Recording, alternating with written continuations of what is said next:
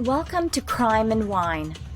I'm Pamela Fagan Hutchins, your host, and this is the show where I talk with other crime fiction writers about the stories of thrills and suspense that will leave you mystified, sometimes horrified, and always wanting more. Please join me in welcoming today's special guest.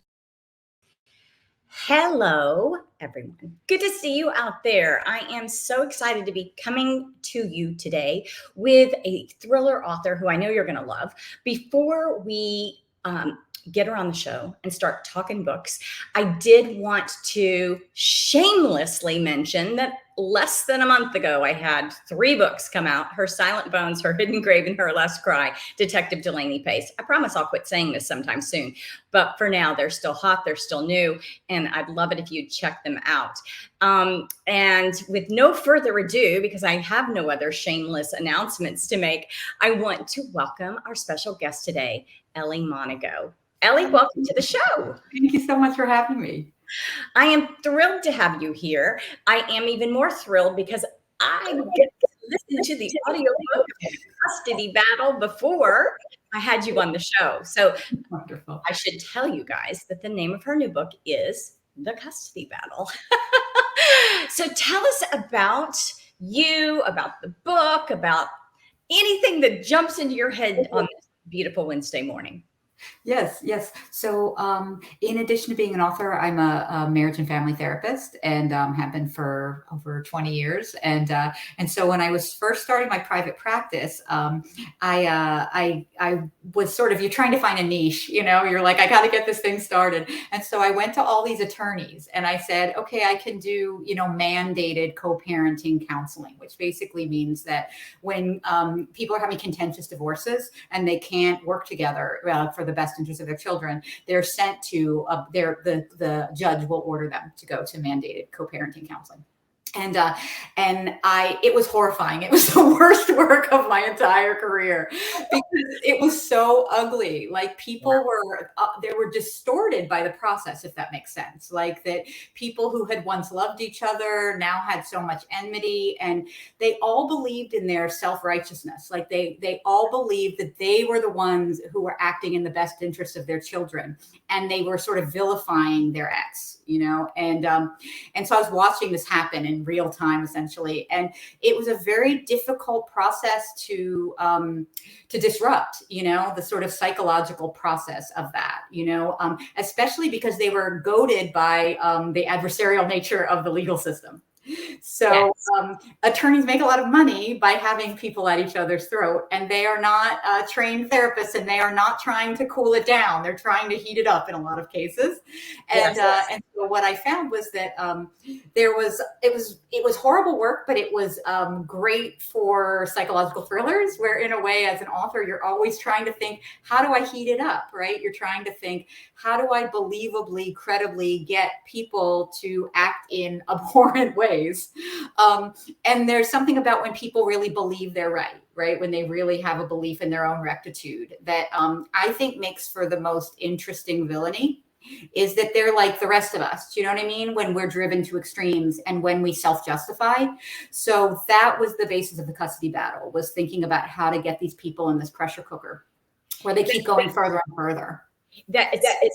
First of all, I want to say hi back to Charlene. We are going to have people coming in and commenting the entire time we're talking. You guys feel free to ask questions. If you're hearing this as a repeat, the quality of the show is going to be vastly enhanced by those that joined us live. But I did want to say that I got out of being an attorney because I hated the adversarial process. And I'm also someone who's been through divorce. Luckily didn't have to go through the counseling or the custody battle, but I can so relate to what you're saying about how it brings out in people a self-justification, right? You don't start it wanting, most of us, to crush the other person and their hopes and dreams, but somehow it becomes not the best of either of you. And isn't that what makes villains interesting? When they're multi-dimensional, when they have a reason for what it is that they do, even if it's not a reason that we agree with, they at least have a reason. So For starters, that's what I loved about your book, is that it was so relatable. You had villains that you could see slowly descend into their villainy, and that everyone had the potential to be a villain. So hats off to you on that. So now I am guessing that you relate then very closely with the character that was the I'm thinking partway through the book, and I can't remember the character's name, but where the mandated custody, basically the guy that rendered the opinion on custody, or the mandated custody counselor, was more of the roles you can relate to in this book. Yes. Sat down to write it. Yes, I know. And I'm like, is it Wilford? Did I call him Wilbur? I know I gave him like kind of, because he was a very Mr. Rogers kind of presentation. And yes, I another thing I considered, a niche that I considered early on, was becoming a custody evaluator. And the people that I met who did that work, I thought were wonderful, and I really respected immensely. And I said, no, I will not do it, because the idea of meeting with these people and then having to render an opinion that can become a judgment, right? Because the court takes those evaluations very seriously.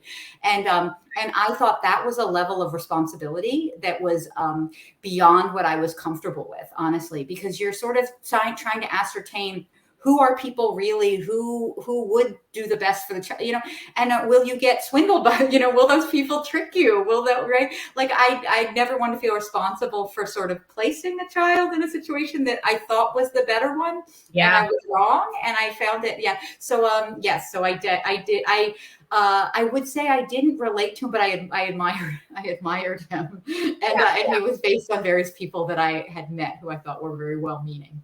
You have to really be able to leave not only all yourself behind to do that kind of role, but to be able to see through how people present themselves, right? Because the best presenter might win. The most educated best presenter can hide my smile.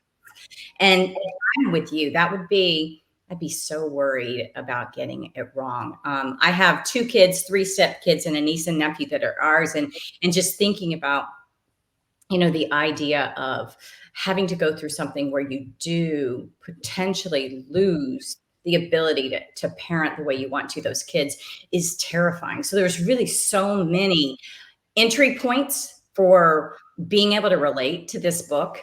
I stopped and halfway through it, I was thinking, was I her? Was I him? Like looking at the relationships between the parents, and it made me really stop and think and say, oh, please God, no, please don't let that happen to me. But I there was no murders. There was no murders in my divorce. So that was good. This is a good thriller. So, there's going to be somebody end up dead, right? Yes. Charlene Capity says, yes, it's so hard when it comes to children. So now with your background and your practice, has most of your practice involved children and families? So that's like a daily thing for you to go through things like this? Well, I stopped doing that as soon as possible. So essentially, I declined those cases and I took it off my website, because I used to say, Mandy, and so about 80% of my practice is with couples, and some of those couples, if they give it their best effort, right, and we work together, and the marriage is not going to continue, then I really am working on how to have it be an amicable and respectful ending, right, that honors the relationship that you've had. Like, I really feel that that's important, because not all relationships are meant to continue. Sometimes.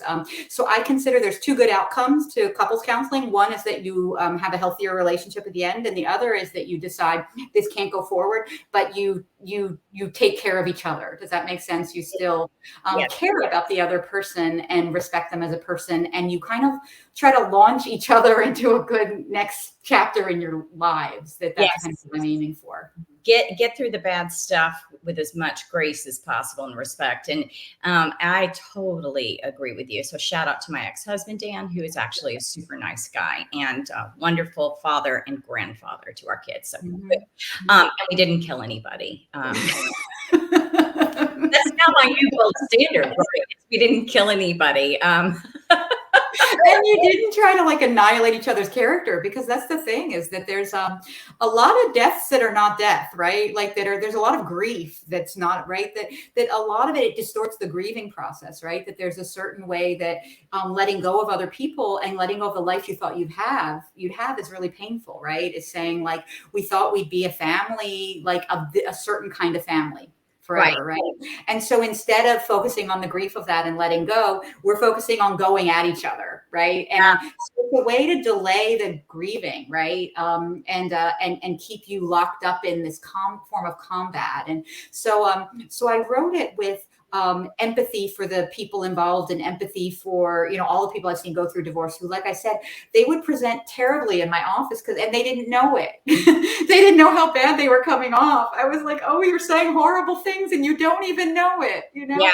And I had the impression that in real life, if that makes sense, like that they were not, like, that's where I'm interested in the being distorted by the process, right? And by like the psychology of the process interests me. So so that they're people behaving very badly in this book, but I hope that I hope I'm explaining psychologically why they're behaving badly, and that people do see them as a cautionary tale in some ways, and also on the edge of their seat saying, what are they going to do next? Because they're being driven further and further. You're in a pressure cooker, and you know, the best of murders occur: love, lust, loot, and loathing, right? And you've got all of these coming into play, you know, in some of these splits. So there's just this pressure cooker of motivations. And I did really see these characters where you start to see them like almost as like a really good unreliable narrator thriller, right? Because they're no longer writing their own narrative with any reliability or anybody else's, but they don't realize that. They're lying to themselves. So of course they're lying to the reader as well, but it's with no malice. It's not like you're pissed at this character for lying. They're absolutely being funneled through a system and a process and an experience that leads to this result. So I found that really fascinating. I did find it a cautionary tale, and I found it educational and like I said, also one that made me stop and go, please God, with all the mistakes I did make, which ones of these did I not? Yeah, no, it can make you great. It sounds very weird, but it can make you grateful for your own divorce. Yeah. You know? And for the ability to like maintain that level of, you know, decorum and respect. And that is so important for when you're going to be kind of leashed to this person for years, depending how old your child is, right? During the raising of your kids, right? Who are like basically marinating in this ugliness. And that's the other part of it, is that that was sort of like here's the cover. But what they said is they came up with this tagline, I really liked it, which is they want to protect their child, but what if they are the danger? And I think ultimately, right, they're misreading the danger, and they're not understanding, right? They're not understanding their role. And often people, when they come to me in therapy, they don't think dynamically. Like I think of forces acting on each other, right? That's how I always think, even if it's an individual therapy client. Like I'm thinking about kind of like how, what is the context of their lives, right? How, if they come in, they want to complain about their spouse or something, I'm also looking at what happens between people, right? What's being brought out of you, what's being brought out of your partner, like what's happening there. And I think in a lot of times people don't think dynamically. They think more kind of like binary, like good and bad. And, you know, I mean, I'm this, he's this, you know, or vice versa. I'm this, she's this. And so I think that that kind of binary thinking is encouraged by the system. I do too. And I think culturally we think that way as well, right? There's a lot of it's a bit of a blame culture. You know, this person did this to me, and not a what do I own that has me in this situation? What can I do differently? I'll tell you, one of the things my husband and my current husband have been married to for nearly 20 years, what we came to the relationship differently after having failed before was the idea of we called it, I'm not going to be the asshole this time. You know, the idea that everybody is, to a certain extent, the asshole. And can't just pick your finger and say, oh, he was an asshole or she was an asshole. And that's what we really came to it with, was how do I not be the asshole this time? So you're working. But in a divorce, you're still talking about who is, right? Who did it. And that just drives that desire to kill someone, right through the roof. And so in this book, I also found it interesting, some of the side players and the forces they were exerting. And I don't want to get into spoilers here, but when we think about things that are being put into a person's head when they're in that situation, for whatever another person's reason is, whether it's a family member or whether it's a friend or whether it's coworkers or that they bring their stuff too. And that's what I guess what you mean by dynamic as well, is what is happening that's creating how they're not presenting well or very badly. So it was all very fascinating to me. And in a still a thrillery way where you're still going, oh gosh, what's going to happen? Something really, really bad is going to happen here, because that's the payoff you're looking for in a thriller. It's not the payoff you're looking for in counseling two people through it. Yes. They're very different roles that I'm occupying in my own life, but always drawing, right? Always drawing from them. I bet you have a lot of inspiration, having been in the field you're in, for good thrillers. Is there something that's coming next on the horizon for Ellie Monago and for readers of The Custody Battle?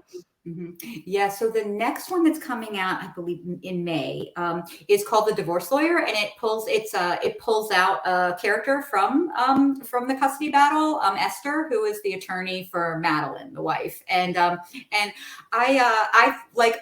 she's not in a ton of scenes, but I really had fun writing her scenes, and I had people gave me a very good response to her, that they found her kind of enigmatic and interesting, and the way she's constructing her worldview. I wanted to explore that more, and I've never really written sequels. I've never written a series or anything. So this is as close as I get to sort of writing a series, is the pull-out character, and I love other characters reappear. So you guys, if you pick up The Custody Battle, Esther is the divorce attorney for Madeline, who is the mom in this custody battle, and she's enigmatic. She's sometimes infuriatingly so for her client, but that makes her a great character to spin. Oh, I love that. I can't wait to tune into it. Okay, so my longtime viewers, listeners know that the next stage in this show is that I ask you what we call speed round questions, which are so that they, as listeners and viewers, can learn similar things that are different about the authors that read the kinds of books they love. So are you ready? Yes. All right. So are you sushi? And it's funny, like I'm a kind of I'm a fast talker, but I'm not always like a speed thinker. So I'm hoping I can perform. You can think as slow as you want. We got all day. So sushi or pizza? Sushi. Sushi. That's like the health in me. So really maybe it's pizza. There's a part in you that wants to just go decadent. I'm torn. Yes. Are you a plotter or a pantser when you sit down to write? I've heard sort of like when people say you're a plotty pantser or a pantsy plotter or something, that there's some like way that you combine them, because I definitely have an arc, I already have an arc planned. But then within that, I allow for surprises. So yeah. And the surprises are fun, aren't they? Like when you're like writing and you don't know what's next. It's just like, it's almost like reading a book in slow motion. Soliloquist thing, like you're sort of speaking for some, you know what I mean? Like you're like, oh, that's what she wants to do. Love that. I love that. And so do you ever find that this is off the tip, just riffing off what you've said and not the questions, but do you ever find that your character stays with you after your fingers leave the keys or your pen leaves the paper, and that they're still speaking through you a little bit or controlling you and your emotions in the way you go? Or are you able to let it go when you walk away? No, I probably just walk away. Yeah, I'd say, yeah. I'm like firmly in that head and then firmly back in my own. It's very healthy. That's a therapist in you that's had to do that all the time. My face. Sometimes my husband's like, I don't care if Katie had a bad day. I'm like, I know. So when you write, Is this something that you're able to do anywhere, like office, home, or do you have a special vibe, a special place? Um, I'm a loungy writer, so like I have something called a cuddler chair, which is this big brown chair, and my dog lays next to me, and I write in that, or I write from my bed. I've come to realize I really want to lay around and be productive at the same time. I used to just write at a desk like a normal person, and then suddenly I realized, oh, this is fun. You know what? Writing is hard enough, right? We need to enjoy it. We need to want to get into that mode. I'm like in cozy mode, kind of. I get cozy for it. Choice. Do I stream something on Netflix or do I write? Well, as long as I'm in my comfy chair, I'm good. So Yes, my comfy clothes, yeah, the whole thing. yeah, the comfy clothes are really important. It's happy hour. What are you ordering? Or you can pick one of your characters and what they're ordering. Um, I'll go. I'll just be about me. I'll go with me. I would say like if I'm out, I like to see what the bar does that's interesting, because I feel like if I just order, a standard, right? Like I'm like order Manhattan, I know what I'm getting. So I like a bourbon based something. So I want them to do something interesting for me that I can't do at home. I had a jalapeno martini this last weekend. I usually, am like lemon drop kind of person, and it just blew me away. Now I want to make one. Although, okay, you guys, I accidentally bought 2 pounds of ginger yesterday, thinking I was buying one. That's what happens when you do online ordering, right? And so the 2 pounds of ginger arrived, and so I'm Googling, what do you do with 2 pounds of ginger? Infuse it in vodka. There you go. So if you're coming to my house in the next few months, you're getting ginger vodka. That's very cool. Yeah, I hadn't thought of infusions. I don't get fancy like that at home. I kind of confine, for like fancy is when I'm out, but I want to be surprised when I'm out. I want something interesting. I love that. You and I should have a cocktail. And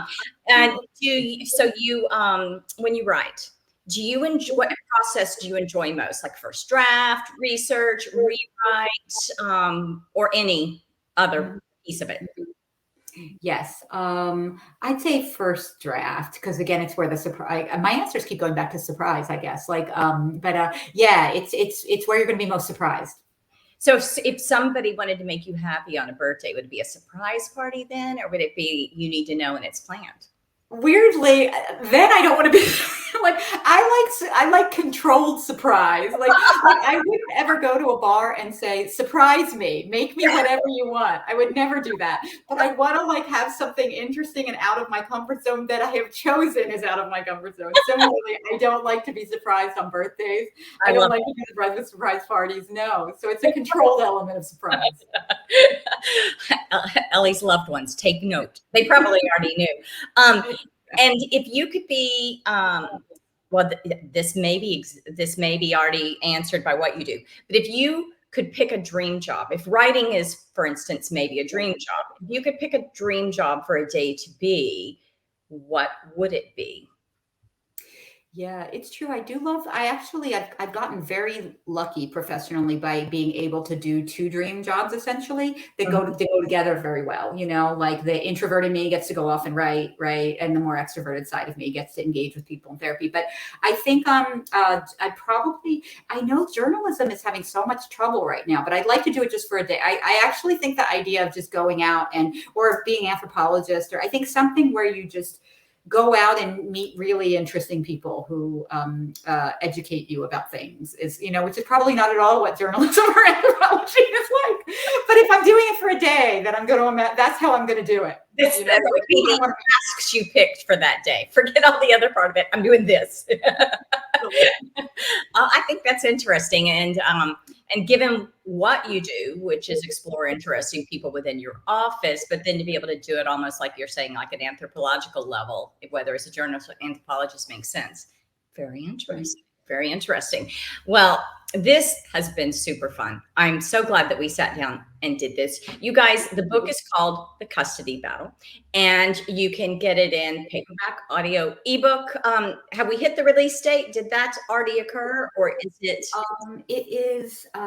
It's a week from today. It's Wednesday, February 21st. So go pre-order now. I'm telling you, you'll really enjoy this.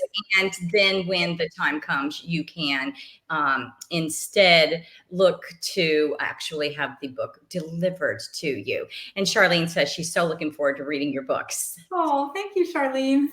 Appreciate it. And thanks again for coming on. It was a pleasure. Thank you. It really was great. Yeah, thanks so much.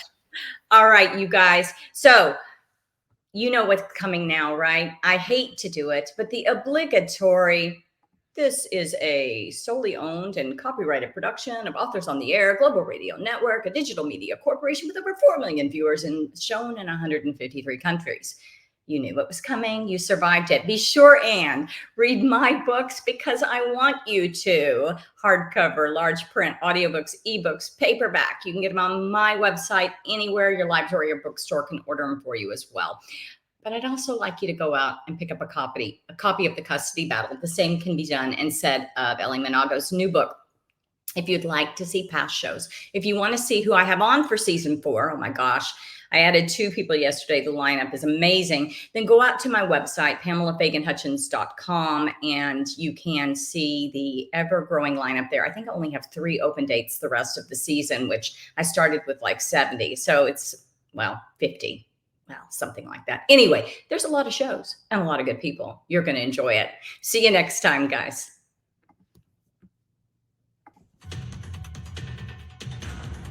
Thanks for joining us today on Crime and Wine, chats with crime fiction authors and Pamela Fagan Hutchins. We hope you enjoyed this episode, and we'll check back in with us next time for more thrills, suspense, and stories that will mystify, sometimes horrify, and always leave you wanting more.